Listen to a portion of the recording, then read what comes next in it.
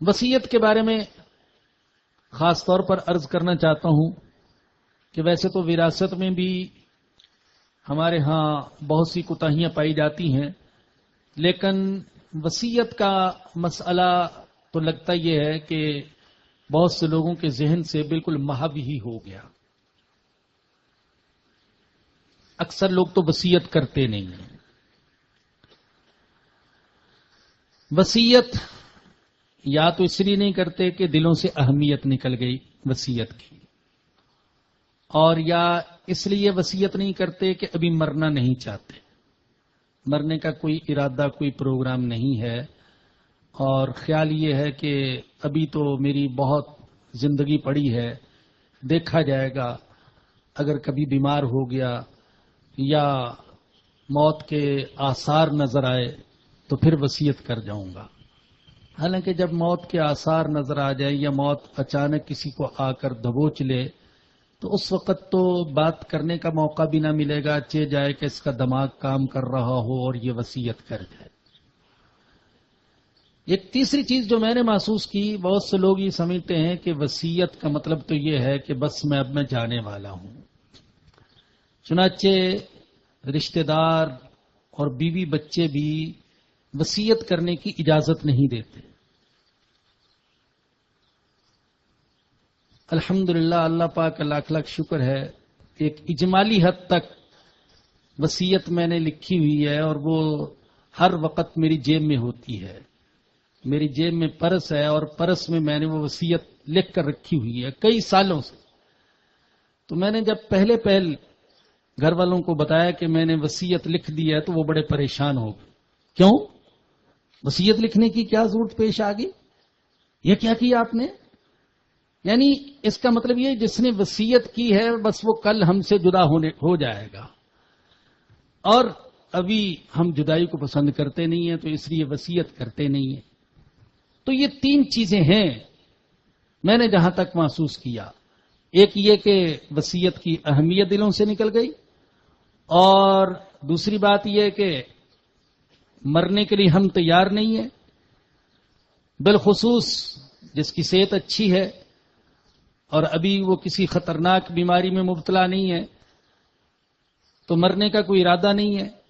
اور تیسرے نمبر پر یہ کہ خود رشتہ دار اور بیوی بچے بھی پسند نہیں کرتے کہ ہمارا شوہر یا ہمارا والد وہ ابھی ہی سے وصیتیں لکھنا شروع کر دے۔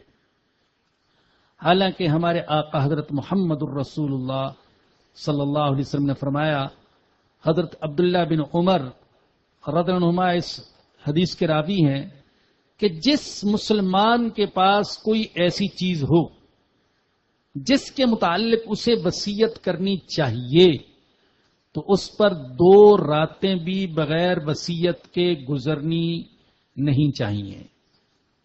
جائز نہیں کہ 2 راتیں بھی گزر جائیں بغیر وصیت کے۔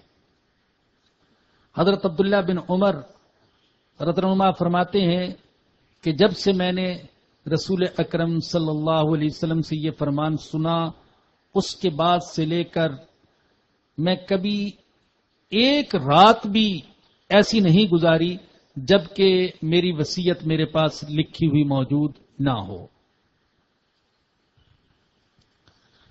اور حضرت جابر بن عبداللہ رضی اللہ عنہ کی روایت میں حضور اکرم صلی اللہ علیہ وسلم نے وصیت کے بڑے فضائل بیان فرمایا کہ جس شخص کا انتقال اس حال میں ہوا کہ اس کے پاس اس کی وصیت لکھی ہوئی تھی تو اس کا انتقال سنت کے طریقے پر ہوگا، تقوی پر ہوگا، شہادت پر ہوگا، اور اسے موت اس حال میں آئے گی کہ اللہ پاک اس کے گناہوں کو معاف فرما دے گا۔ اتنی تاکید فرمائی، فضیلت بیان فرمائی۔ ظاہر ہے کہ جس نے وصیت لکھی ہوئی ہے تو وہ گویا کہ ہر وقت موت کے لیے تیار بیٹھا ہے۔ ایک اللہ والے سے کسی نے کہا تھا، کسی نے پوچھا تھا کہ اگر آپ کو بتا دیا جائے کہ آپ کا کل انتقال ہونے والا ہے تو آپ اس ایک دن میں کیا کریں گے؟ تو انہوں نے جواب دیا تھا کہ وہی جو کچھ روزانہ کرتا ہوں، اس لیے کہ الحمدللہ میں ہر دن اسی نیت سے گزارتا ہوں کہ شاید یہ زندگی کا آخری دن ہو، تو مجھے اپنے معمولات میں کسی قسم کی تبدیلی کی ضرورت نہیں ہے، میں ہر وقت موت کے لیے تیار بیٹھا ہوں۔ تو جس نے ہر وقت وصیت لکھی ہوئی ہے اپنے تمام معاملات کے بارے میں، تو وہ گویا کہ ہر وقت موت کے لیے تیار ہے، اس کے دل میں اللہ کا خوف بھی ہے، آخرت کے حساب کتاب کی فکر بھی ہے، اور مالی معاملات کی نزاکت کا اسے احساس بھی ہے۔ تو آقا نے فرمایا کہ اس کا انتقال اس حال میں ہوگا کہ اللہ پاک اس کی مغفرت فرما دیں گے۔ وصیت کس چیز کی کرنی چاہیے؟ میں اس سلسلے میں آپ کی رہنمائی کرتا ہوں، اللہ پاک مجھے بھی عمل کی توفیق عطا فرمائے۔ سب سے پہلے وصیت تو حقوق العباد کی ہے۔ اگر ہمارے ذمے کسی کا قرض ہے تو ہر وقت ہماری ڈائری میں اور ہمارے پرچے میں، ہماری وصیت میں اس قرض کا ذکر ہونا چاہیے کہ اگر مجھے اچانک موت آ جائے تو فلاں کا اتنا قرض میرے ذمے ہے وہ ادا کر دیا جائے، یا اگر کسی پر ہم نے کوئی زیادتی کی ہے تو اس کے معاف کروانے کی وصیت ہو۔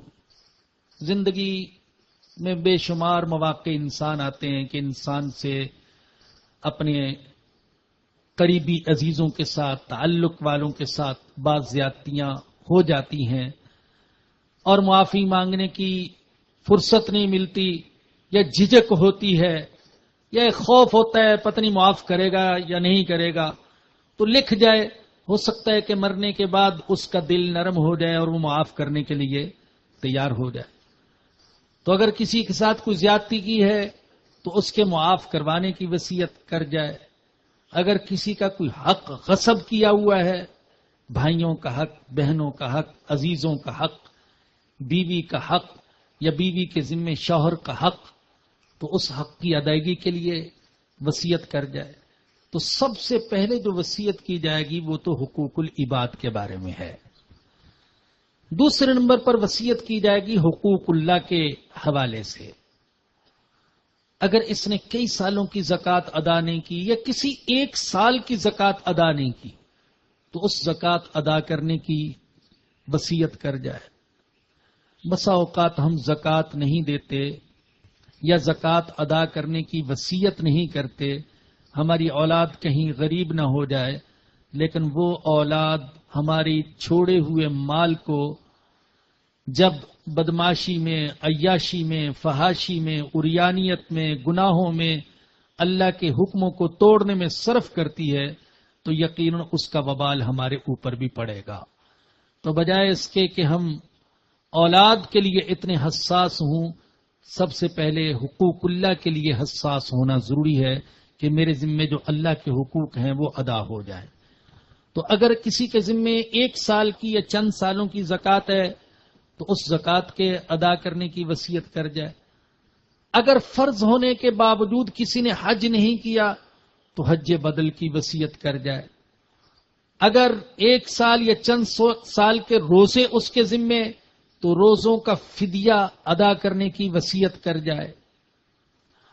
اور اگر کسی نے نمازیں چھوڑی ہیں، نماز قضا کرتا رہا تو جتنے عرصے کی نمازیں قضا کی ہیں ان نمازوں کا فدیہ ادا کرنے کی وصیت کر جائے۔ اور میں نے عرض کیا تھا کہ نمازوں کا فدیہ اگرچہ قرآن اور حدیث میں اس کا کوئی ذکر نہیں ہے، مگر بعض حضرات نے روزے پر قیاس کرتے ہوئے یہ لکھا ہے کہ جیسے روزے کا فدیہ ہے، اگر کوئی نماز کا فدیہ بھی ادا کر دے تو اللہ کی رحمت سے ہم امید رکھتے ہیں کہ اللہ پاک اس فدیے کو قبول کر لے، مگر نہ صراحتاً قرآن اور حدیث میں نماز کے فدیے کا کوئی ذکر نہیں ہے۔ اور نماز کا فدیہ تھوڑا نہیں بنتا، میں نے بتایا تھا کہ ایک دن کی 5 نمازوں کا فدیہ تقریباً 12 سیر گندم بنتا ہے۔ تو اس سے آپ اندازہ لگا دیجئے کہ اگر کسی کے ذمے 1 سال کی نمازیں، 10 سال کی نمازیں، 50 سال کی نمازیں ہیں تو کتنا فدیہ بنے گا، اور کتنے لوگ ہیں جن کو اس کی فکر ہوتی ہے۔ تو یہ دوسری چیز ہے کہ وصیت کر دی جائے حقوق اللہ کی ادائیگی کی۔ تیسرے نمبر پر اگر اللہ پاک توفیق دے تو مسجد بنانے کی یا مسجد کے ساتھ تعاون کی، مدرسہ تعمیر کرنے کی یا مدرسے کے ساتھ تعاون کی، یا ہسپتال کوئی رفاہی ادارہ اس کے ساتھ تعاون کی وصیت کر جائے، اور اللہ پاک آپ کو توفیق دے۔ بلکہ میں تو ہر آج کے شریک درس سے، مرد ہو یا عورت، اس سے درخواست کروں گا کہ وہ قرآن کریم کے حقوق کی ادائیگی کے لیے اپنے مال میں سے کچھ نہ کچھ وصیت ضرور کر جائے۔ زندگی میں ہو سکے تو خود اپنے ہاتھوں سے خرچ کرے، کہ سب سے بہتر تو یہی ہے۔ اگر اس کی توفیق نہیں ملی تو اپنے مرنے کے بعد اپنے مال کا کچھ حصہ قرآن کریم کے حقوق کی ادائیگی کے لیے خرچ کرنے کی وصیت کر جائے۔ قرآن کریم کے حقوق کی ادائیگی کے دوسرے پہلو بھی ہیں اور دوسرے حقوق بھی ہیں جن کے ادا کرنے کے لیے وصیت کرنی چاہیے۔ قرآن کریم کے الفاظ سکھانے کے لیے، قرآن کریم کے معانی سکھانے کے لیے، قرآن کریم کے حوالے سے کتابوں کو چھاپنے کے لیے وصیت کرنی چاہیے۔ الحمدللہ مجھ ناچیز کو اللہ پاک نے قرآن کریم کے حوالے سے چھوٹی بڑی 5 کتابیں لکھنے کی توفیق عطا فرمائی ہے، اور بغیر کسی مادی منفعت کے میں ان 5 میں سے ہر کتاب کے شائع کرنے کی ہر کسی کو اجازت دیتا ہوں۔ ان میں سے ایک بچوں کے لیے ہے تفہیمات برائے حفاظ و حافظات، دوسری عشاق قرآن کے ایمان افروز واقعات، تیسری خلاصۃ القرآن اردو میں بھی ہے اور انگریزی میں بھی، اور چوتھی درس قرآن و حدیث، اور 5ویں جو ابھی زیر تالیف ہے تسہیل البیان فی تفسیر القرآن، جس کی 3 جلدیں آ چکی ہیں اور چوتھی جلد انشاءاللہ ان قریب آنے والی ہے۔